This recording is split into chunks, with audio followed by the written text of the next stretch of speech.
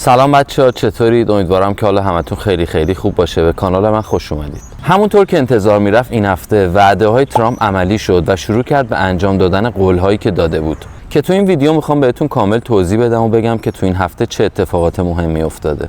اولین وعده که ترامپ اونو عملی کرد اخراج مهاجرین و بستن مرز مکزیک و فرستادن ارتش به اونجا بود که توی این 4-5 روزه این اتفاقات افتاد و حالا راجع به هر کدومش توضیح کامل میدم و بهتون میگم. سرکوب مهاجرین غیرقانونی توسط دولت ترامپ شروع شد و مهاجرین برزیلی که حدود 700 نفر بوده تعدادشون با دستبند و پابند تحت شرایط کاملا غیر انسانی مثل زندانی خطرناک برگردوندن با هواپیما به برزیل. و دولت برزیل هم از این کارشون خیلی عصبانی شد و ازشون خواسته که راجع به این کارشون یه توضیح بدن. حتی مهاجرین توی هواپیما آب و غذا هم ندادن و بهشون گفتن شما تروریست هستین و کلی بهشون توهین شد و حتی بهشون اجازه دستشویی رفتن هم ندادن. و خلاصه دولت برزیل و وزارت امور خارجه از این رفتارشون خیلی شاکی شدن و گفتن این رفتارتون کاملا ضد حقوق بشر بوده و محض اینکه رسیدن برزیل مهاجرین دستور دادن که دستبنداشون رو باز بکنن و با هزینه خودشون بردن اونا رو رسوندن به شهرشون. هواپیمایی که مهاجرین رو باش آوردن از آمریکا توی خود آمریکا دچار مشکل شده، اما بازم با همون هواپیما پرواز کردن و اومدن تا پاناما. توی پاناما توقف داشتن و دیدن که مشکل هواپیما مثل اینکه خیلی جدیه و حتی امکان داره که سقوط بکنه. و زمانی که هواپیما در حال پرواز هم بوده، مهاجرین گفته بودن که توی خود هواپیما داشتن مشکلش رو برطرف می‌کردن و داشتن خود هواپیما رو در حین پرواز تعمیر می‌کردن. و وقتی هم که هواپیما توی شهر مناس که همون شهر آمازون برزیل هست نشسته، دیدن که دیگه این هواپیما قادر پرواز کردن نیست و قرار شده که مهاجرین رو توی شهر دیگه‌ای تحویل بدن. که دولت برزیل گفت نیاز نیست این کارو بکنید و ما خودمون با هزینه خودمون هواپیما میفرستیم و میبریم این مهاجرین و هر کدومو به شهرشون هر جایی که هست تحویل میدیم.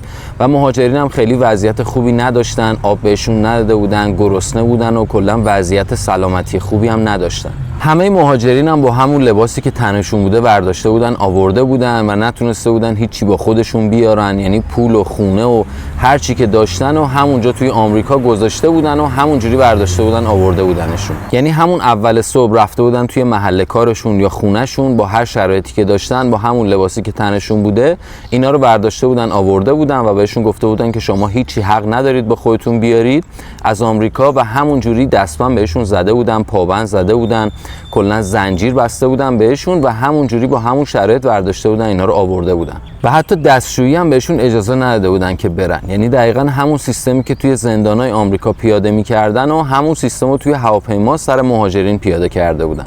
مهاجرین کلمبیایی هم دقیقاً به همین شکل بعد از مهاجرین برزیلی فرستادن و رئیس جمهور کلمبیا خیلی شاکی شده بود و باهاشون بحث کرده بود و گفته بود که اگر این هواپیما با این شرایط بخواد برگرده من قبول ندارم و تحویل نمیگیرم. ترامپ هم بلافاصله دستور داد که به هیچ کلمبیایی ویزا ندن و تمام اجناسی که وارد آمریکا میشد از طریق کلمبیا هم گفتن 25% مالیاتش رو گرون کردیم، باید مالیات بیشتری بدین و دستور داد که توی سفارت آمریکا هم به هیچ کلمبیایی ویزا ندن.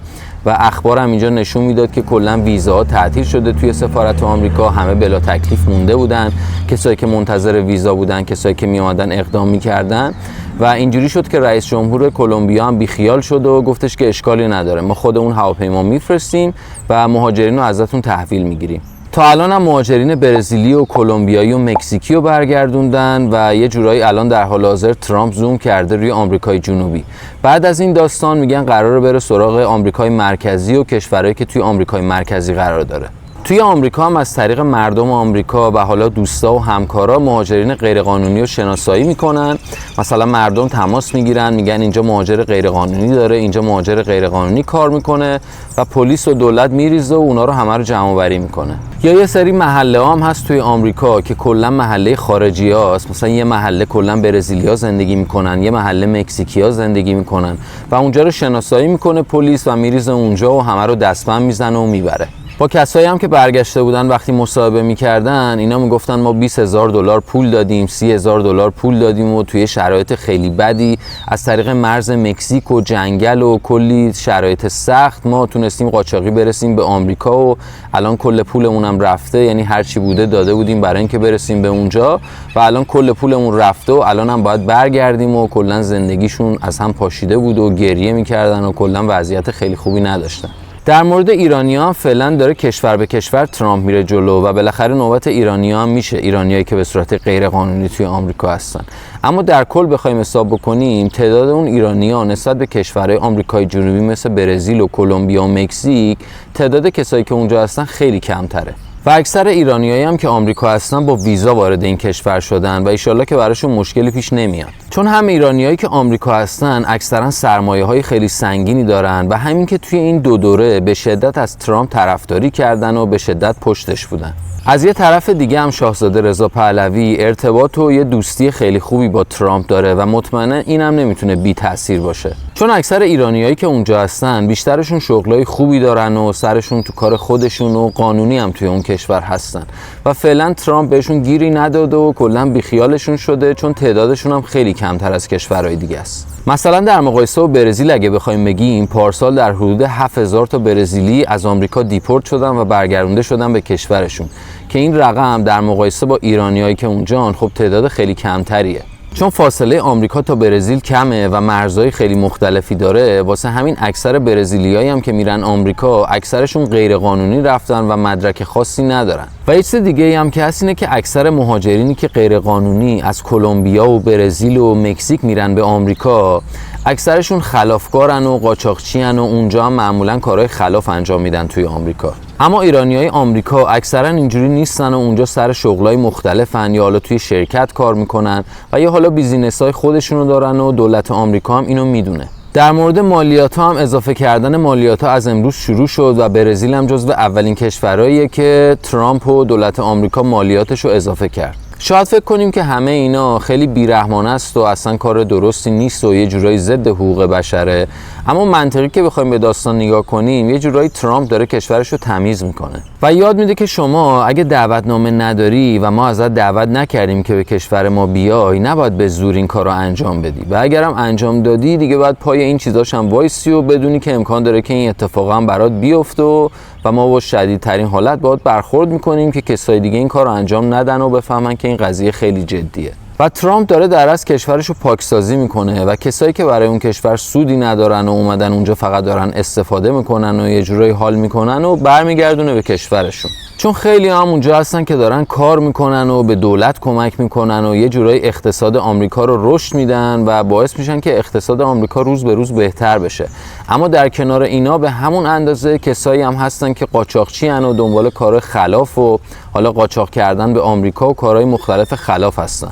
و وقتی که این پاکسازی کامل انجام شد، بعدش کشورهایی که حالا آدماش قابل اعتمادتر هستن و خودشون دوست دارن و میگن که شما میتونید حالا با ویزای کار درست قانونی بیاین به این کشور و برای ما کار بکنید و هیچ مشکلی هم نداشته باشین. چون هر جوری هم بخوایم حساب بکنیم کشور آمریکا به کارگر و به کارگر ساده احتیاج داره، اما کارگر ساده‌ای که مدارکش کامل باشه، قانونی اومده باشه و یه جورایی بدونه داره کجا زندگی میکنه و تمام قوانین رو رعایت بکنه. مثل ژاپن که دقیقاً همین سیستمو داره و همین سیستمو خیلی سال پیش هم اجرا کرد و گفتش که مثلا از هر کشوری یه سهمیه‌ای داد.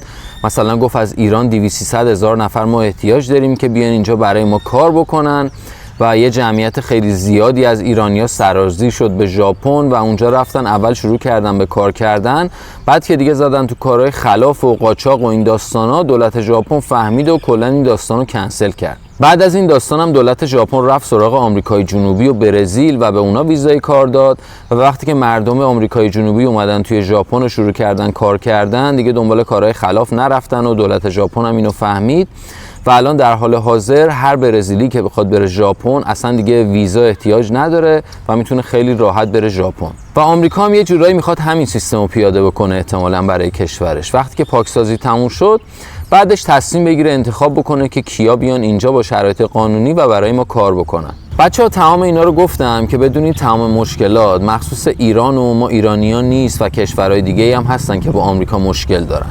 و از تمام این داستانا، از تمام این تجربیات میشه درسی گرفت و یه استفاده خیلی مثبتی ازش کرد که با فکر و با برنامه‌ریزی درست و با از یه راه درستی ما یه برنامه‌ریزی بکنیم که بتونیم به کشوری مثل آمریکا برسیم، با ویزای درست وارد بشیم و عجولانه و بدون فکر کردن تصمیم برای مهاجرت نگیریم که به این مشکلات نخوریم. امیدوارم که این ویدیو به دردتون بخوره و بتونید ازش نکات مثبتی رو برداشت بکنید. اگر هم دوست داشتید میتونید اون رو برای دوستان دوستاتون بفرستید و یا حالا کانال رو بهشون معرفی بکنید. کانال رو حتما سابسکرایب بکنید، یادتون نره که ویدیوها رو ببینید، حتما اونا رو لایک بکنید، مخصوصا این ویدیوهای آخر رو، و توی این مسیر هم به من انرژی بدید. مرسی.